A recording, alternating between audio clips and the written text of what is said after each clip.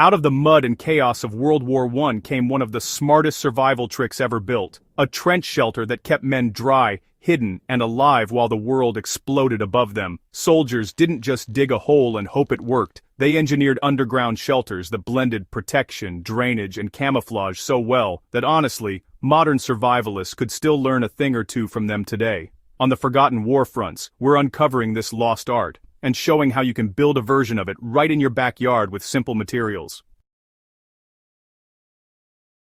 Anyone can set up a tarp or pitch a tent, but when things get serious, bad weather, danger, or a need to stay unseen, you need something tougher. During World War II, soldiers created shelters that could take artillery hits, drain rainwater, and keep them out of sight.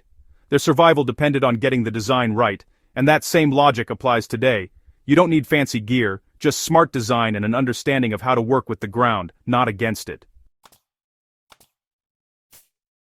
World War II trenches weren't random ditches, they were carefully planned networks of defense and survival. The walls were reinforced with wood, logs, or sandbags so they wouldn't collapse. Trenches were built in zigzag patterns, which stopped shockwaves and shrapnel from traveling straight through. Small dugouts were carved into the sides of these trenches, underground rooms where soldiers could sleep, stay dry, and ride out bombardments.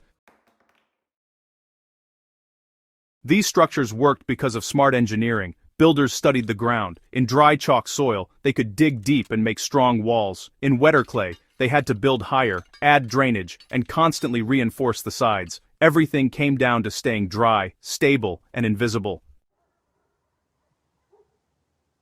You don't need a battlefield to use this design. A trench shelter works as a storm hideout, a prepper bunker, or even a cool backyard project. Here's how to make one safely and effectively.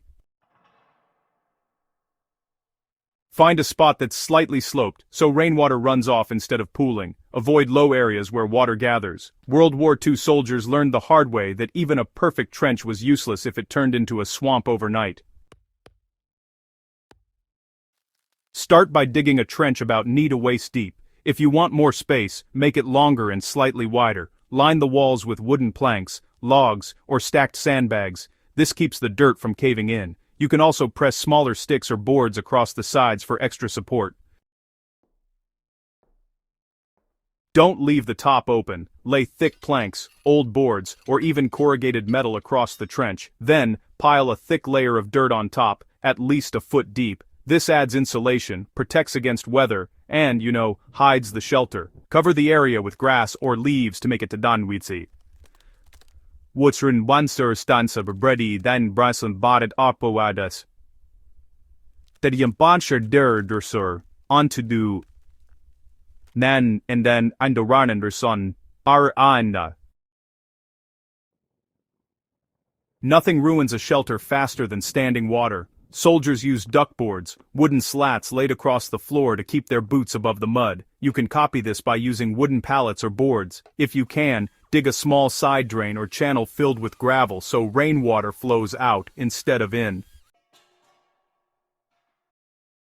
World War II trenches weren't straight lines for a reason. Zigzag shapes helped absorb blast waves and broke up sight lines. For your version, try to avoid sharp straight edges and use natural cover like bushes or branches. Keep the entrance small and low, and cover it with a flap or hinged door that matches the ground around it. A sealed hole is dangerous. You need air. Cut a small vent pipe or screened opening to let air in and out. For easy access, make a short ramp or a few simple steps leading down. Use a rope handle or a wooden ladder if the trench is deep. Today's survival world is obsessed with light tents, quick tarps, and pop-up shelters. They're great for travel but terrible for long-term protection. The trench shelter gives you natural insulation, camouflage, and low visibility, things that gear alone can't match. The truth is, the World War II soldiers weren't just surviving, they were innovating. They found ways to use the earth itself as armor, and yet, that same approach rarely appears in modern guides. It's simple, low cost, and extremely effective. Imagine a corner of your yard that doesn't draw attention. You dig a trench about 4 feet wide, 6 to 8 feet long, and around 3 feet deep. You line the walls with wood or sandbags. Across the top, you lay a few thick beams or boards, cover them with a sheet of metal or plywood, and then pile a foot or two of dirt on top.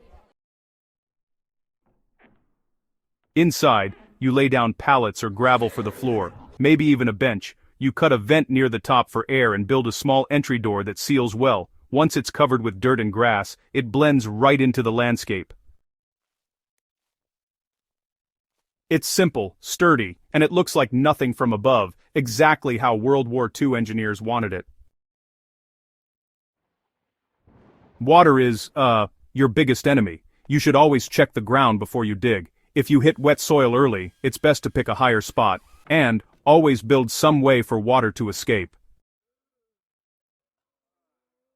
The second danger is collapse. Don't skimp on roof support. Use solid beams, avoid hollow ground, and never go deeper than what your materials can handle safely. And, yeah, always make sure you have a way out. Never trap yourself in.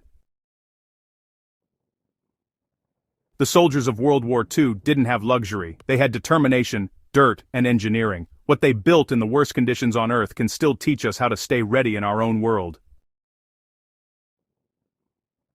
A trench shelter is more than a hole in the ground. It's a shield, a refuge, and a reminder that sometimes the smartest survival tool is the one we buried in history.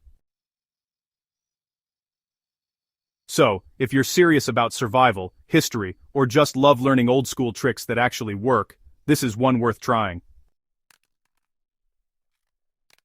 If you found this guide useful, hit that subscribe button for the Forgotten War Fronts. Share this with your friends who love history, survival, and forgotten ingenuity. Let's keep these wartime secrets alive, and keep digging smarter, not harder.